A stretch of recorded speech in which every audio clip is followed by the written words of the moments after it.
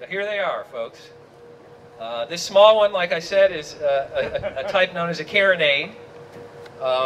These were developed by the Caron Iron Works in the late 1700s, around 1776. They were just coming on the market in 1780, so this was one of their early models. This was basically a very high-tech weapon for its time. The Royal Navy, I think in 1779 is when they were first buying these. This is what we call a 9-pounder because it fires a 9-pound cannonball.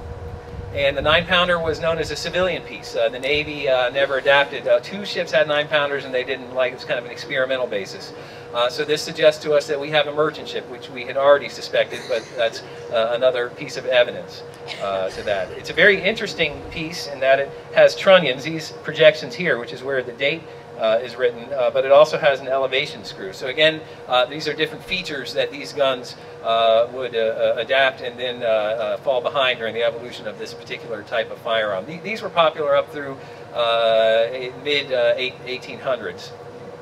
But as you saw in the video, it says 9P, which stands for 9-pounder, and then 1780. We think there's a serial number on the other trunnion, but it's very hard to tell. Looks like there's something there. The longer we have in an electrolysis, the more we'll be able to, the more that little layer of incrustation that we haven't yet chipped away will disappear. So we may still find some more answers from this particular gun. The larger gun, the long gun, is actually a less powerful weapon, even though it's a larger gun. This is a traditional long gun, and it's a 4-pounder, so it fired a 4-pound cannonball.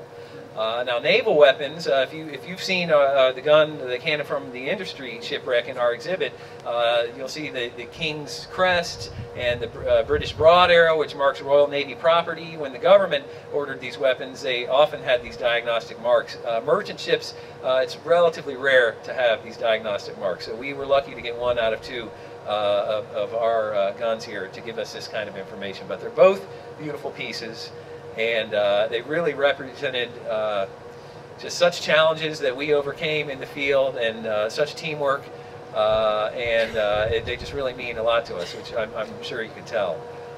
So I think at this time, I'd be happy for anyone to come up and get a closer look at these. We're kind of going to open them up to everybody. If anyone has questions, we can do that as well. Does anyone have any questions for me?